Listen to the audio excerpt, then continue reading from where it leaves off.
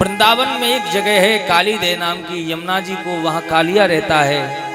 और उस काली ने उस जल को महाराज इतना विषैला बना दिया है कि उसके ऊपर अगर कोई जीव जंतु निकल जाए तो वो मूर्छित होकर के गिर पड़ता है। अगर गाय वहां का जल पान कर ले तुरंत आज मृत्यु को प्राप्त कर जाते हैं। तो भगवान ने आज यमुना को उस काली से शुद्ध कराने का मन बनाया। विलोक्य दूषिता कृष्णा कृष्णा कृष्णा हि नाम विभो तस्या विशुद्धि मन वीक्षण सर्पम तमुदबासयतः। कन्हैया कह रहे हैं, बोले आज ये यमुना जी दूषित हैं, बोले आज इनको शुद्ध कराना है। तो बोले बलराम जी को साथ में नहीं ले जाना है देह में, क्योंकि बलराम जी कौन है? शेषावतार। बोले अगर हम काली का नाथन करेंगे तो कहीं भैया अपनी जाति का पक्ष न ले लें। तो बोले नहीं लेके जाना है।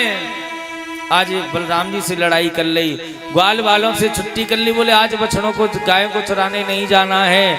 और काली देह पे कन्हैया ग्वाल वालों को लेकर के आज आ रहे हैं और वहां पर गेंद बल्ला को खेल रचाए हुए। मारो टोल गेंद गई देह में। महाराज यमुना जी में गेंद चली गई। अब श्रीदामा की गेंद आती। श्रीदामा कहने लगो कन्हैया मोकू मेरी गेंद चाहिए। श्रीदामा ने पकड़ी बैया मेरी लाए दे गेंद कन्हैया।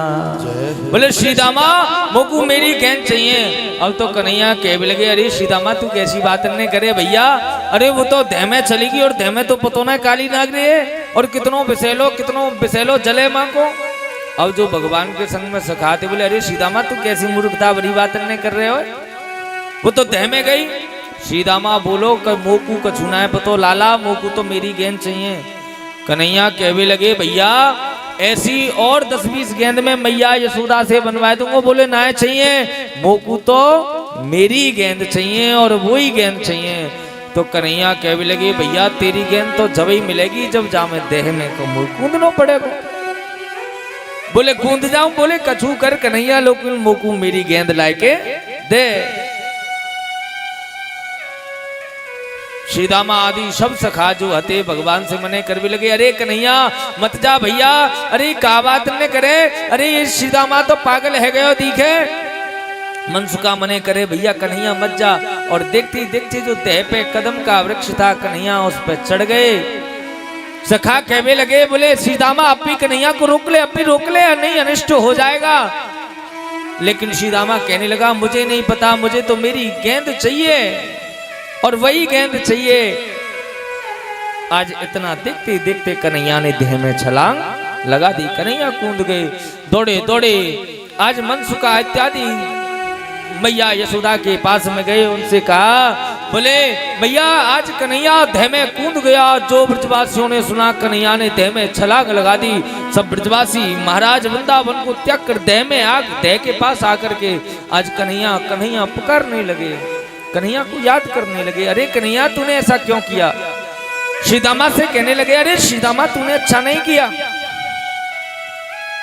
अरे तुझे पता था ये विषैला जल है यहाँ और फिर भी तूने कन्हैया को कूद जाने दिया।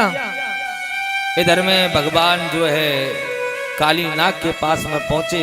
उस समय काली नाग सोया हुआ था। भगवान ने अपने चरण का प्रहार उसकी पूंछ पर किया तो एकदम उसकी निद्रा खुल गई। और निद्रा खुली और जैसे ही भगवान को अपने सम्मुख देखा तो वो फुसकार मारने लगा, विषभवन करने लगा। बड़ा आश्चर्य में पड़ गया काली नाग। बोले एक तो ये बालक और इतनी देर तक जिंदा है यहाँ देह में, जो कि आज तक कोई यहाँ जी नहीं पाया, ये कोई साधारण बालक नहीं है। भगवान को अपनी पूंछ में बांध लिया काली ने और भगवान पर पकड़ मजबूत करने लगा। भगवान ने धीरे धीरे अपने शरीर को भुलाया, उसकी नसों को तोड़ दिया और छलांग लगा करके भगवान उसके फनों पर चढ़ गए। फन पर चढ़े। अब जिस फन को उठावे उसी फन पर भगवान अपने चरण का प्रहार कर दें।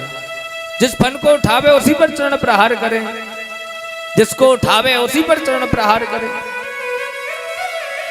भगवान अपने चरणों को पटक पटक करके उसके फनों को लहूलुहान कर दिया। इधर में आज नाग पत्नियां आ गईं और नाग पत्नियां आकर के महाराज भगवान से स्तुति करने लगी, क्षमा प्रार्थना करने लगी। न्यायो हि दंड कृत किल विशेषमिन अस्मात् तवावतार खलने ग्रहाया रिपु सुतानाम पितुल्य दृष्टि दत्ते दमं फलमेवानुशंसनम्।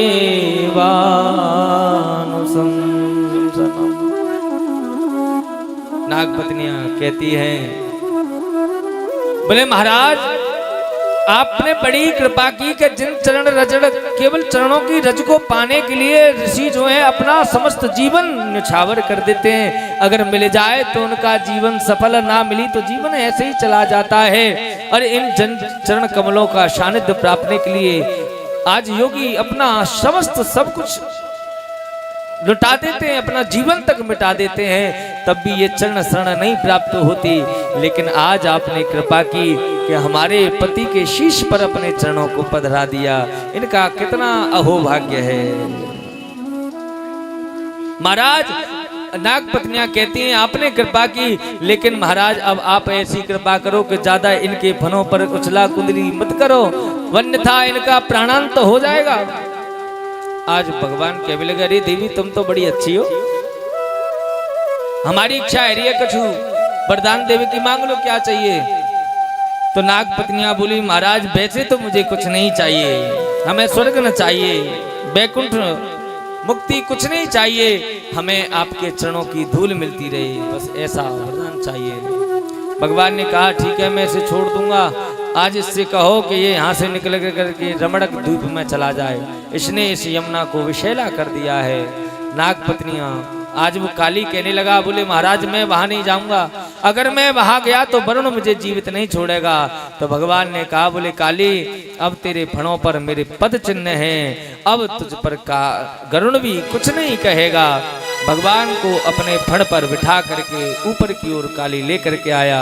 जो पेड़ों की आवाज ब्रजवासियों ने सुनी, बांसुरी की आवाज सुनी, तो जो मूर्छित ब्रजवासी हो गए थे महाराज सब खुशी से एकदम उछल पड़े, कन्हैया आ रहा है, कन्हैया आ रहा है। और बंसी को बजाते नागपन पर जो कन्हैया आए तो आज खुशी से सब झूमने लगे। बोल गोविंद भगवान की।